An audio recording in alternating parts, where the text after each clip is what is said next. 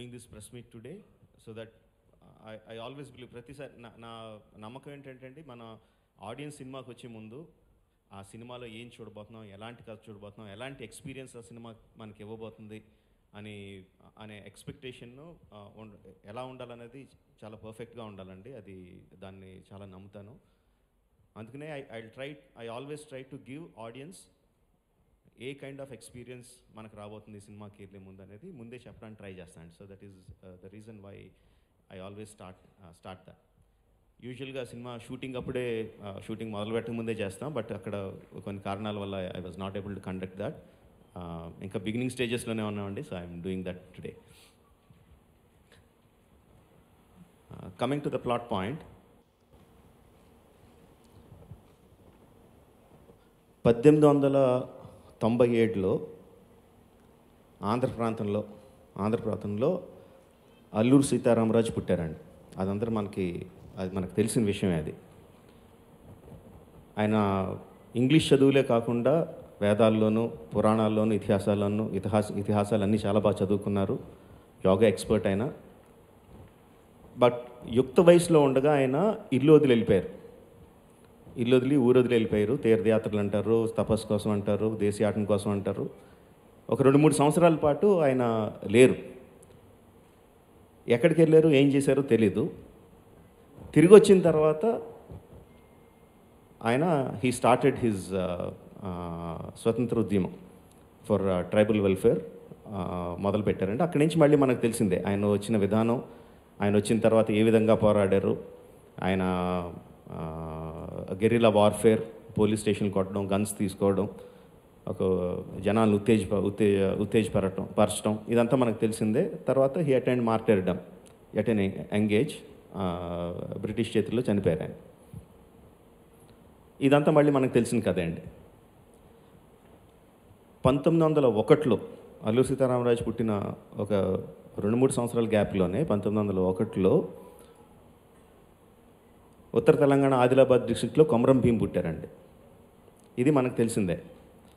ఆయన కూడా యుక్త వయసులో ఉండగా ఇల్లు వదిలి వెళ్ళిపోయారు. వెళ్ళిన తర్వాత ఏం జరిగిందన్న కథ మళ్ళీ ఎవరికీ తెలియదు. వెళ్ళినప్పుడు ఆయన నిరక్షరాస్యుడు. ఆయన తిరిగి వచ్చిన తర్వాత ఆయన చదువుకున్నవాడిగా తిరిగి వచ్చాడు. ఆయన కూడా నిజాం ప్రభుత్వం మీద, ఆపరేషన్ మీద హీ ఫాట్ అగేన్స్ట్. ఆయన ట్రైబల్ వెల్ఫేర్ కోసం పోరాడాడు, ట్రైబల్ స్వతంత్రం కోసం పోరాడాడు ఆయన. సేమ్ అదే లాగా అల్లూరు సీతారామరాజు ఎలా చనిపోయారో, ఎలాగ ఫైట్ చేశారో అదేవిధంగా ఆయన కూడా ఫైట్ చేశారు. గెరిలా వార్ఫేర్, పోలీస్ స్టేషన్ల మీద దాడి చేయడం, గన్స్ తీసుకోవడం, ప్రజలను ఉత్తేజపరచడం, సేమ్ అలాగే బ్రిటిష్ చేతుల్లో చనిపోయారండి. అది నాకు చాలా కోయిన్సిడెన్స్గా వాళ్ళిద్దరు చరిత్ర చదువుతున్నప్పుడు ఒకే టైంలో పుట్టడం, ఒకే టైంలో వెళ్ళిపోవడం, వెళ్ళిన తర్వాత ఏం జరిగిందో తెలవకపోవడం, తిరిగి వచ్చిన తర్వాత ఒకే విధానంలో అగెయిన్స్ట్ ఆపరేషన్ ఫైట్ చేయడం అనేది నాకు చాలా ఇంట్రెస్టింగ్గా, చాలా ఎక్సైటింగ్ ప్లాట్ పాయింట్గా అనిపించింది. So that is what we are placing our film, our story on. ఇద్దరు స్వతంత్ర పోరాటంలో పాల్గొన్న ఇద్దరు మహావీరులు, చరిత్రలో ఎప్పుడూ కలవని వాళ్ళు, ఒకరికొకరికి సంబంధం లేని వీరులు, నిజంగా మనకు తెలియని టైంలో వాళ్ళిద్దరూ కలిసి ఉంటే, ఒకళ్ళకొకళ్ళు ఇన్స్పిరేషన్ అయ్యి ఉంటే, తర్వాత కాలంలో వాళ్ళు ఏ విధంగా బ్రిటిష్ మీద లేకపోతే నిజాం ప్రభుత్వం మీద పోరాడుతున్నారో ఆ క్యారెక్టరైజేషన్ ఒకళ్ళ మీద వాళ్ళ మధ్యన ఏర్పడిన స్నేహం ద్వారా ఏర్పడి ఉంటే అన్నది నాకు చాలా ఇంట్రెస్టింగ్గా, చాలా ఎక్సైటింగ్గా అనిపించిందండి. So that is what we are basing our story on. మనకు తెలిసిన స్టోరీ కాదండి ఇందులో చెప్పేది, తెలవని story. It's completely fictitious tale, కంప్లీట్గా fictional tale about 2 real heroes. That is what the story is about. We are mounting this on a very large scale అండి. చిన్న scale కాదు.